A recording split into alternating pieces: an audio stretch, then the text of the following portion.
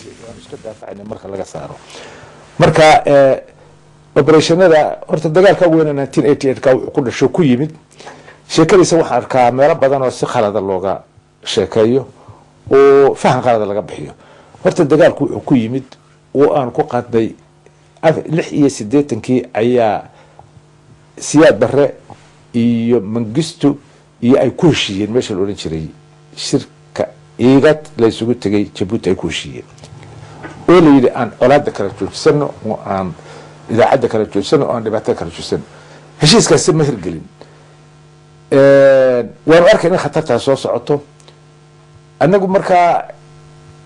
dagaalkaygu wuxuu habaysnaa saa sheegtay qaab gorilo aad u fidsan oo ciidamadu gudaha galaan oo jiid dheer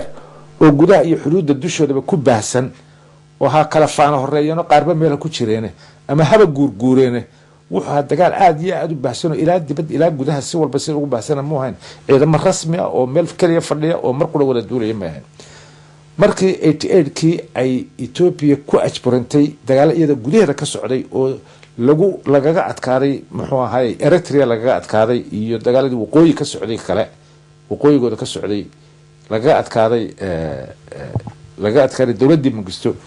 oo ay jabadii isaga ku furay kuwan maanta dalkaasta ay kaga adkaadeen ayuu u baahday inuu ciidamadii raro ku baagnaa aaga Soomaalida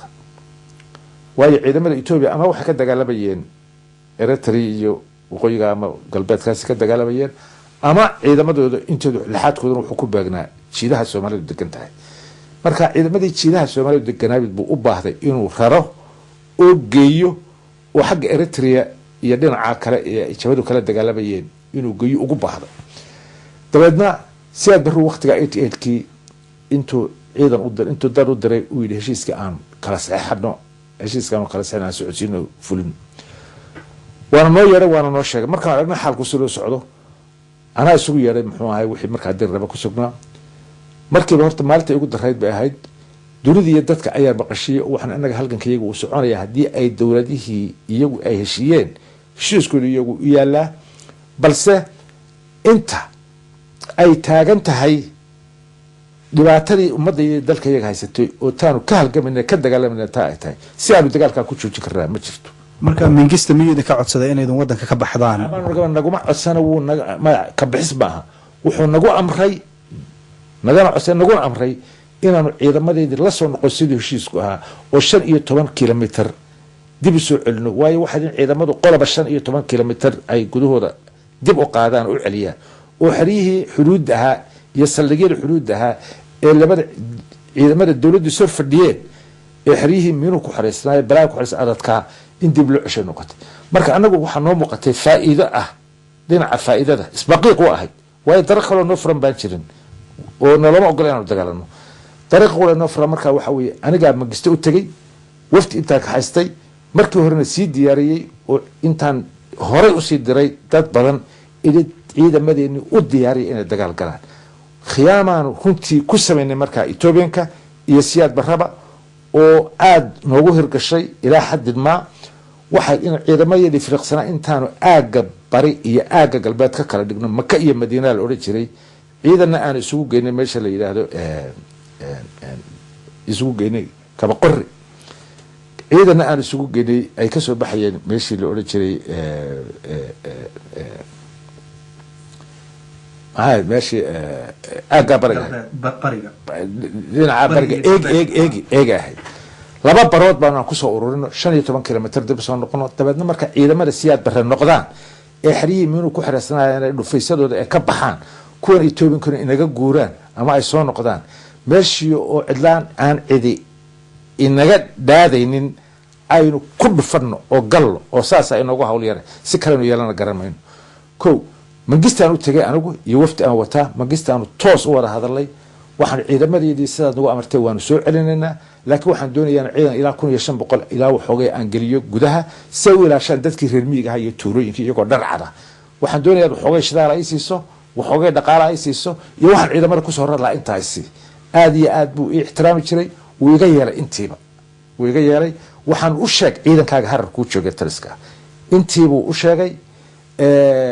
marka ciidankaygii markaan soo celinay waxay u qabeen inaan la cooperate garano waan tegey dagaalkii baan saxeexay waxaanu dhaqaaqa waqti baanu siinay waxaanu baxa markay ciidamada siyaad barana ka caana dhufisadooda ka baxaana ka tagaan kuwa Etoobiyana ka soo noqdaan weydaartu ciidamada taagna markaa gudihii gala dariiq kale oo noo furaabaan jirin kow haddaba maxaa jiray waxa isla markaa noo muuqanaysay bal haddaynu intaanaynu taa u gelin adeer waxaa jirtay markaa khilaaf miyuu dhacay amarkaagii ku yimi markii aad tidhi ciidamadu ha galaan sababtoo burca ayaa la galay hargeysana uu ka yara dib dhacday halkaa dad badan waxay yidhahdaan khilaaf baa SNMta ku yimi maxaa arrintaa ka jira horta arrintaa ku dhamaysay taas horta khilaaf caynkaasa ma ahayn khilaafka gudagalka la iskuma hayn khilaafka gudagalka waan u badnayn way jireen dad ay markaaba ugu muuqanayso oo lahaa war ismaqiiqa noocaasi siduu u shaqayn karaa way arag tahay waayo intay laag baynu wadi karnaa awoodeenii iyo wixii way jireen aaraa way jirtay laakiin mabda'iyan ciidamadu waxay ku buuxeen kulligeena ku buuxeen islaana garanay islaana qaadanay inaanu gudagalka aanu samaynaa wuxuu ahaa mid general aan u badnayn buu ahaa tan kala dambaytu waa arrin farsamo un bay ahayd oo dee ciidamadu hadii gore si uma wada diyaar garooba weligii intaanu dagaal gelinay maa khilaaf baa jiray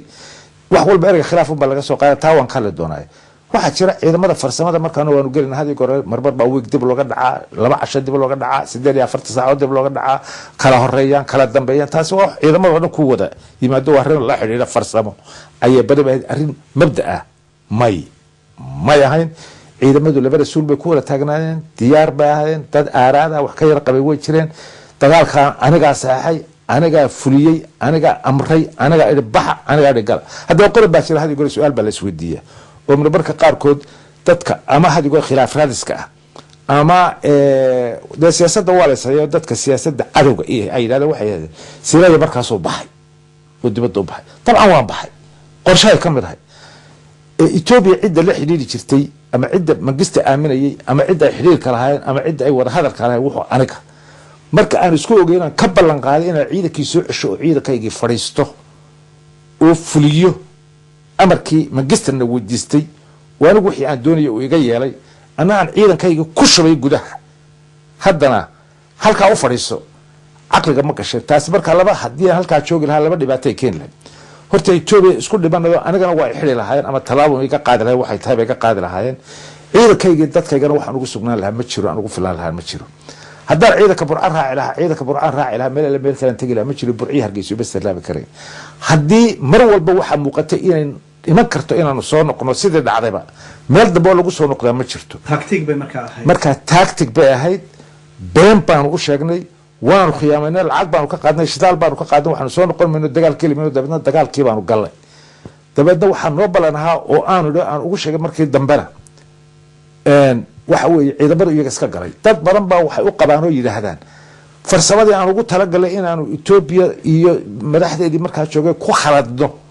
oo aanu wixii aan ugu talagalay inaanu sirtayada ku daahno si aan hadhowto dee xiriirku nooga xumaan haddaan u baahnaba ayaa dadka qaar ku qaata may ahayn waxaad go'aan anigu qaatay waxa go'aan guddi loo qaatay waxa go'aan oo saxanay guddi kale ilaalsan ciidanka uu kala raacay guddi dagaal galin baan sameynay oo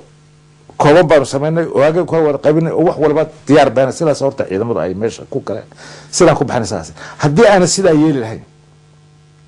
oo aanan caynka yeeli lahayn soo noqoshada dambena ma ay suurta gasheen waxa dad badan aysan ogeyn maalintii la galay ee burca la galay ee 28 May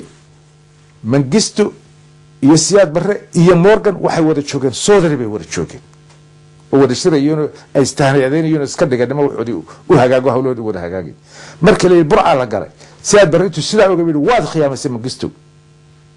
wuxuu laxdan xog leh kuma khiyaaman wala iga teenan ogeyn markii loo yimid ilay madaxdiina meeday raggaan isla ogeyn meesha joogay darbe joogay iyo jigjiga iyo markii madaxda Ethiopia ay tageen waxay waaqidii dibadda u baxay